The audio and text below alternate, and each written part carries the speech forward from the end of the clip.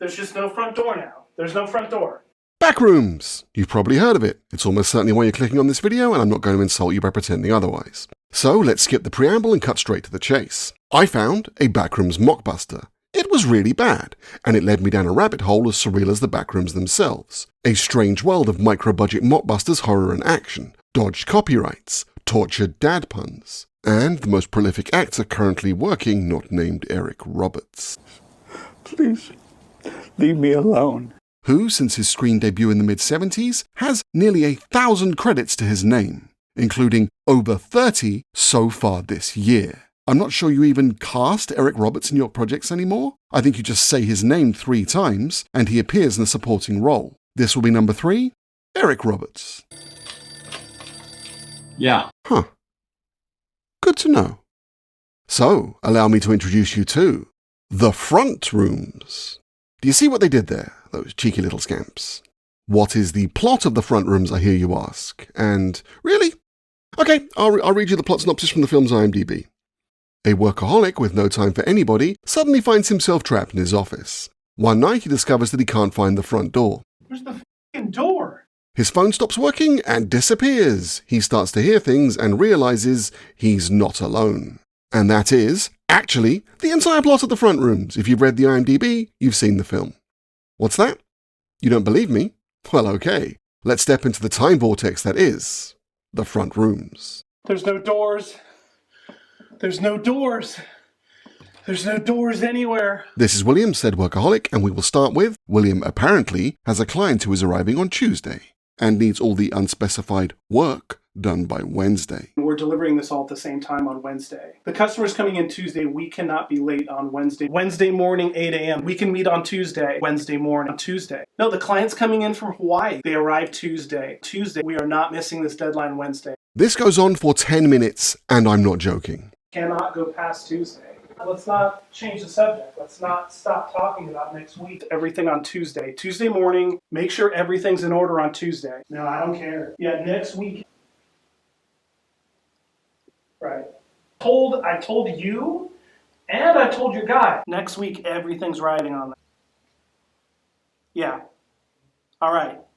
I trust you. After finally getting off the phone, William tries to leave and discovers the door is gone. There's no front door. There's no front door. There's no front door now? Where's the front door? What the hell? There's no door. Is this not the front door? There's supposed to be a front door. I'm not sure. Waiting room has a front door. There's no front door. There's just no front door now. There's no front door. If I'm going to do a mega cut. Maintenance? Do you know, was there any major construction going on today? There's no front door. Of every single time this guy says, there's no door. No door. No door. Absolutely no door.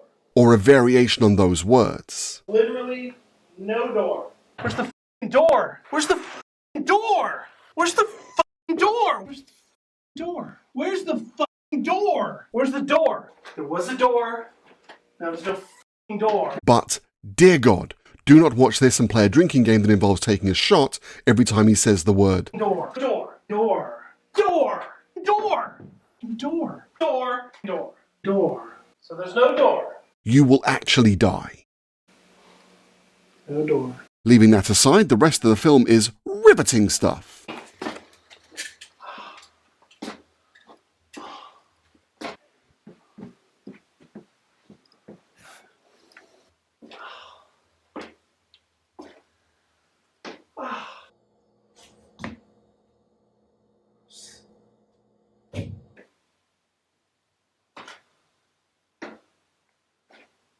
I won't stretch your patience even further by recounting the plot, such as it is, and I'll mention a few notable aspects before moving on. Firstly, this was filmed in a daycare at night. Little chairs. Ooh, how liminal. But hey, use what you have. There is this jump scare.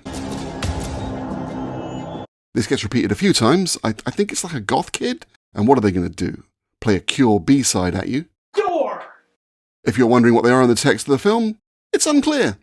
There's a line from Backrooms that pretty much sums this film up. None of it makes any sense. I mean, yes, but I was thinking... Imagine describing a dog to someone who's never seen one before and then asking them to draw it. Yeah, that one. But imagine that, and the only thing they've got to draw it with is a broken crayon. And they have to do it hanging upside down off the side of a trawler in a storm. And believe it or not, that isn't all that's going on in this film. There are actually other cast members. There is this guy who is trapped in the front rooms too, although he's outside, so the mythology is loose, and a series of experts who pop up on TV screens to explain the mythology of the concept in excruciating detail.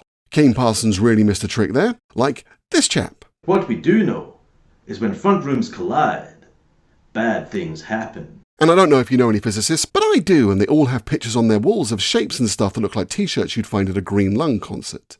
This guy, who really gave it 110%, I have no notes. There is an infinite number of front rooms. And, maybe most importantly, this guy. What is the front rooms? It's funny. Now, I actually saw this film a good while ago. I wasn't going to do a video on it. It's low-hanging fruit. I know it, you know it, let's not pretend. But this guy. But now I get it almost daily. This little red-headed bundle of joy kind of stood out to me because I'd seen him before, and I'd actually covered a film he had featured in before on this channel. Warning, this site is not for the squeamish. Viewer discretion is advised. The wonderfully awful Death Count. A Saw clone that features a so checked out they've already cleaned his room, Michael Madsen. Okay, now listen. I don't want to waste a bunch of gas driving around. You should watch that video. You should watch all my videos and like and subscribe. You've watched a chunk of this one, show me some love. But also, you should check out Death Count. It's kind of magical, especially every single moment Michael Madsen is on screen. If you like bad movies, you'll have a blast. Wow. But all I'm really telling you here is, there is a guy who has been in 2 very bad movies. That's not very interesting, especially when Steven Seagal has been in more than 50. Oh, you won't be like that now. After all the times I saved your life. Well, it isn't interesting. Until it is. Meet Rudy Ledbetter. And this is the point where this video takes a bit of a turn, because you may not believe it, but Rudy Ledbetter is a strong contender for the title of the most prolific actor currently working. That is not a joke. Since he started acting in 2020 with Killer Waves 2, he has appeared in nearly 300 films. The number literally seems to change every single day, of which there are around 90 upcoming movies. If you were wondering how that stacks up to the upcoming projects of Eric Roberts, Talk to me. I will get you help. it's close, right? And all of them appear to be dad jokes. The Legend of Tinker Hell, Toxic Tennis, The Wizard of Oz in Amityville, The Mystery Continues, I wasn't even aware that the mystery had started, but here we are, Ouija Slumber Party, and Ouija Massacre, which you'd think would be related, but they're not. Murderwana, Mistletoe Massacre, Halloween Shark, Emotional Support Shark, Cracula, Crackoons, again, inexplicably not related. This is just the films that haven't been released yet. This guy's whole filmography is like that Key and Peele East-West Bowl skit where they say silly names. But it's films, and they are all real films that someone has actually made. Pickleball Exorcist. Oxford University.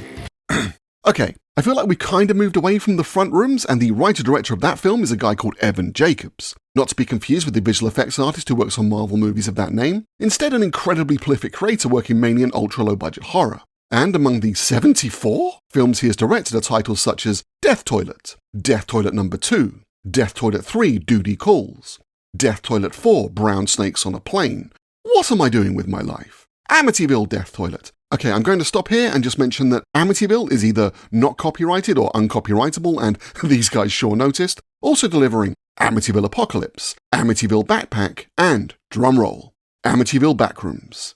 Yes, the front rooms is not the only Backrooms Mockbuster Jacobs has made. And the word Backrooms is evidently also not copyrightable. Although, I'm not going to watch this one.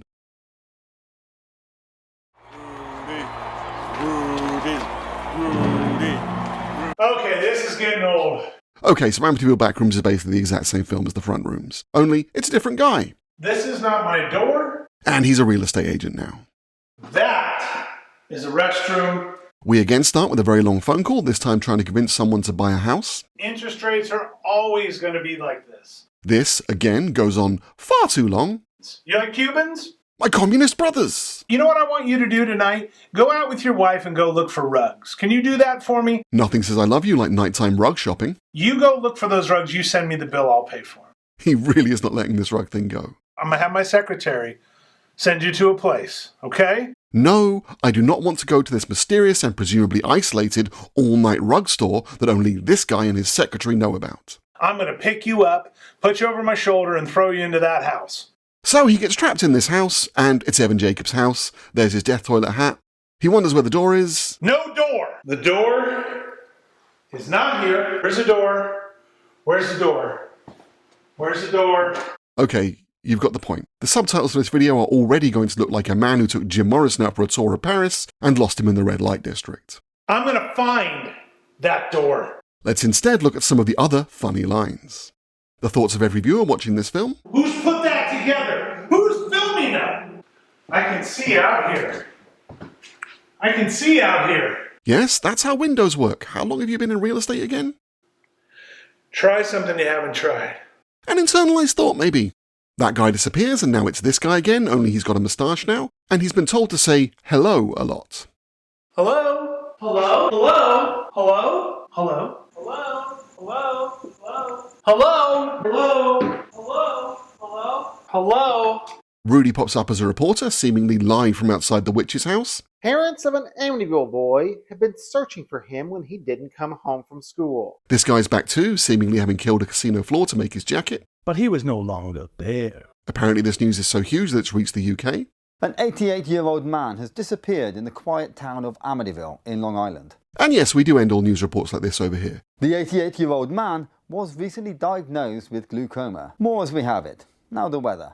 Matt. And we end with a newscaster mispronouncing Amityville. Amityville. Yeah, don't worry about it. Close enough, not like it's the name of the film or anything. So my main takeaway from Amityville Backrooms is that Evan Jacobs was trying to sell his house, didn't get on with the real estate agents he was working with, and made a film where real estate agents get a comeuppance, that also functions as a property ad. Here's the kitchen. There's our phones. You showed them. Jacobs has also written what I would call a real movie. Knockout, also known as Born to Fight, with Stone Cold Steve Austin. And that's actually pretty cool. Kudos, man. It's not good, but it is professional cinema with a real star and everything.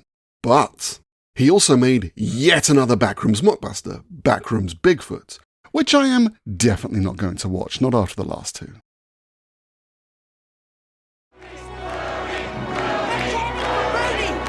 Okay, I actually can't watch Backrooms Bigfoot. It isn't out yet, but there is a trailer. Okay, Bigfoot, what are you gonna do?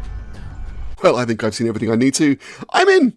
I've actually watched an awful lot of these films for this video, so if you're wondering how my life is going, there's your answer. And I'm the curious teenager. No cap. I'm not going to talk about all of them, we are looking at micro-budget mockbusters specifically, but I'm going to take a slight detour for Mansplained, which isn't as bad as it sounds. Again, directed by Jacobs and essentially a remake of Polanski's Repulsion. Our lead, Sarah, is condescended to and patronized by a bunch of overbearing men, all played by Jacobs himself in what may be a cute nod to Alex Garland's Men, or may have been due to budget restrictions. I'll leave you to decide which. And if the intent was to make you utterly sick of Jacobs, I sure was. 8 minutes in, and I still had over an hour of this film to go, which made it, gosh, how do I describe this? It felt interminable how long it lasts. Yeah, no, it was that. It was definitely that. Spot on, spot on. Sarah goes slowly mad and kills a bunch of Evan Jacobses, living the dream. So this film goes for a really somber and unsettling tone, all shaky cam, occasionally black and white, although it is wild how often the camera is out of focus. But there's this quite tense mood, a constant dripping sound.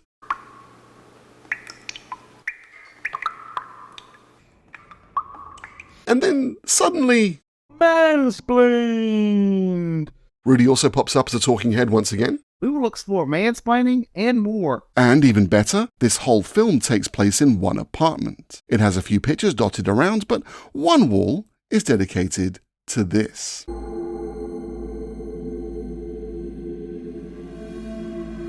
And she's walking back and forth in front of it constantly, and every time it came on screen, I cheered.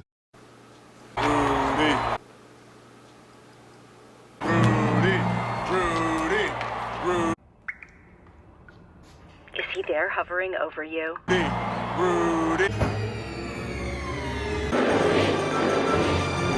Okay, I lied. There is a second location. An office. And guess what? Okay, so completely changing direction. I will find you and I will kill you. Bro, a different mockbuster of a completely different current hot film. Not from Jacobs. I actually came across this film completely independently looking at what was new on VOD, and it was pretty much a choice between this and this. And I feel like I know what this is going to be. And how do you know that? Well, one of the world's greatest art thieves. I'm retired. I was wrong. This, I have no idea about any of it. Who is George Tunas? Why is he dressed like that? Did Achilles really have curtains? I had questions. So I checked out the IMDb, and George Tunas did everything. Not just the lead, but the director, writer, creator, story by, original idea by, characters by. Come on, George. Even you don't believe you actually created Achilles. Producer, executive producer, head of production, editor, casting director, audio mastering, sound designer, sound editor, special effects, location scout, creative music producer, music supervisor, art director, creative director, graphic designer, and poster designer. Spoiler for Achilles Returns, this Renaissance man truly is equally as good at all of these myriad roles. Just from looking at the IMDb, it was not beyond the realm of possibility that this film could actually be just this guy in a room, staring down the barrel of the camera and saying, "This is about me," for an hour. I was tipped over the edge by the reviews, which are all clearly fake. 9s and 10s praising the film for having a script and or for being one of the greatest films ever made. Or this one, George Tunas Returns, immediately prompting the question, where has George Tunas been? And why did no one tell me about it? In his most ambitious film yet. So, I guess, spoilers for Achilles Returns. Sorry, George. And it's not actually a mockbuster of the Odyssey. They did not have the budget for anything resembling that. In fact, they stretched their budget to breaking point with this short opening scene. And look where we are. Because when we meet the gods, and I guess this is supposed to be the Divine Palace, but it's a room in a suburban house with a clock from IKEA. And other scenes are filmed in literal hotel lobbies with no attempt made to hide the directions to the toilet and fire escape. It's actually positioning itself as a spin-off, like an Odyssey Extended Universe thing. Odysseus, yes, that's Odysseus on the left, goes off to do the exciting stuff while we forego both that and Christopher Nolan's direct adaptation malarkey for something truly bold and original. That's right, Achilles is back from the dead. Where am I? What are these clothes? In the modern day. And it's kind of like an 80s cop show. It's me, Achilles. Achilles? He has been dead for over 2,000 years. You know each other? Finally an adaptation of an ancient Greek text that Elon Musk can get behind. So, there were a few treats for me during the opening credits.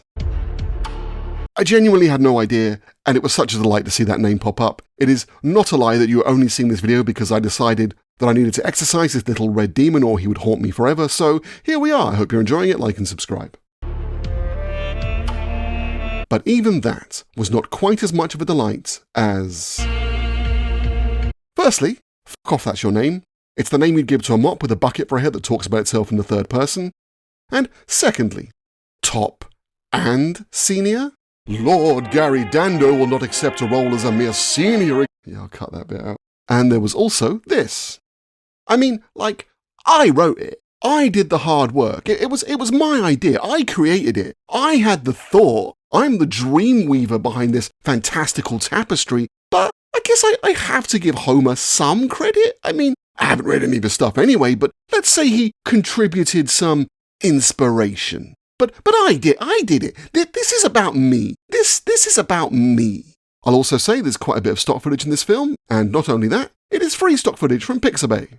This is about me. This is about me. So it's the modern day. Achilles comes back. See if you can guess who this is. Yep, that's Zeus. That was too easy. Achilles has to fight Medusa. These are the Medusa special effects. They could only afford to use that twice, so she's just normal otherwise. Is this film any good? I wish I were dead again. Yeah, pretty much. But also, it's great. She wasn't always stone. The obviously returning news reports did have sad news, however. Including these victims. That is the only appearance of Rudy Ledbetter in this film. He died off camera. And listen, George, if I wanted to look at a picture of Rudy Ledbetter, I'd gaze upon the framed ones I have in every room of my house. So that's disappointing, but this film did have my favourite moment of cinema from this year so far, right before its final fight. Fine. Let us do battle. This is how the big fight ends. A gift that simply doesn't stop giving. This scene is supposed to be a somber goodbye, and I actually feel really sorry for that guy because he was fairly good by the standards of this film. It's just still there. It's still there. The special effects are great. I've already mentioned that this film was 50 minutes long, and no, it's not, because when gazing upon their 42-minute movie, looking to bump the runtime up to something approaching respectable, they decided against yet more stock footage, because who can afford more free, and instead decided to just slow down the end credits crawl. It's all like that. It was just... Versus Sin. Cincinnati. Cincinnati. Not Cincinnati. I have to say, I've been referring to the makers of this film as they, and there is no they. There is one crazy little guy who did literally everything. It's a curse, you know, being a legend. The film also doesn't have an ending. Medusa just walks away, the lads go to see Zeus, who's like a police chief now, and he tells them to fight crime or whatever, I don't know, I wasn't paying attention. We get another power walk and... But the real war is just beginning. Your man reckons there's going to be a sequel. He's an optimist, I'll give him that. So, what's actually going on here? What are these films? And the answer is, they are crowdfunded films with tiny budgets. The Front Rooms and Amityville Backrooms are around $3,000 a piece, and Achilles Returns a little over $10,000. And yeah, it checks out from the old eye test. So these kooky chaps want to make a movie, they either hop on Indiegogo themselves or work with a distributor who does so, and they essentially pre-sell the film. Everyone who contributes will get a digital copy. You can contribute more for things like executive producer credits, or even more for a credit that befits your status. Lord! Or you can pay to have your art in these films. Or your music. There's a little grey man in a little grey box. And you can even buy roles in these films, what's called pay-to-play. Although I want to draw a distinction here because broadly, pay-to-play is a scam. If you're an aspiring actor and someone tells you they'll get you a major role in a movie, or just get you in front of a casting director for a wedge of cash, run a mile. This is different. This is crazy little guys wanting to pump out something resembling movies. And if you want to help fund them, maybe we can find a spot for something you recorded in your living room. And maybe you can kind of catch a little of that stardust as it falls from the ether. Your name in lights, kinda, sorta. And that's actually pretty cool. It's a little community, these crazy little guys making their goofy little movies for a small audience. And that audience is mostly guys and gals who just want to be supportive, see whatever silly nonsense they've been promised, maybe throw them some backing, and maybe have a little bit of fun with a silly cameo that next to no one will see. It is, at a minimum, a conversation starter. I was in a movie. Really? Will I have seen it? No. Let that light of God's love shine. Although maybe Rowdy Rudy Ledbetter is an exception. If the Hot Rude keeps up the pace he's on from the last 2 years, he will crack 500 acting roles by 2030. And someone is definitely going to notice. We're not going to be able to keep this jewel under wraps, lads. Enjoy it before Rudy goes mainstream. Turn from survivor to hero. The roles are getting bigger too. Howdy, folks. Bob is the name. You three, you get inside and guard that cell. Yes, sir. I'd probably just slow you down. You can show me everywhere her phone went? Yes. This guy has honestly willed himself into being the rock star of this scene. There are probably like 100 films that only exist because of Rudy Ledbetter. He's Roger Corman and Dick Miller rolled into one. Those films are all crap, but there are worse things that he could be doing. This time it's not just a fight, but murder. Before I go on, if this video has inspired you to get involved with crowdfunding a film, do be aware that there are scams in the micro-horror and genre niche. Unscrupulous individuals who either don't release or never make a film, and just keep the money. But I want to be clear that this is not the case for any of the films I've covered. These films exist. I've seen far too many of them by this point. These individuals and the distributors they work with all deliver films at an incredibly alarming rate, to be quite honest. And there don't seem to be any controversies around the guys I featured either. Well, beyond the low quality of their films? Another, more above board but still somewhat shady, trick that has been known to occur in crowdfunded films, generally bigger budget examples, and I won't mention any names, but let's say a film that raised around $500,000, 90% of its cast paid to be in it, and it still looks like crap, leaving some perhaps wondering where the money actually went. But again, That's not these films, and I would honestly say that every penny they've raised does appear to have been spent in the making of these passion projects. In fact, I'll prove it. Tunas raised a couple of grand more for his action thriller City Rush 4 than he did for Achilles Returns, and it's all on screen. From big-name stars... Chief, it's been a while. Yeah, I had to go into hiding. ...to intense action set pieces.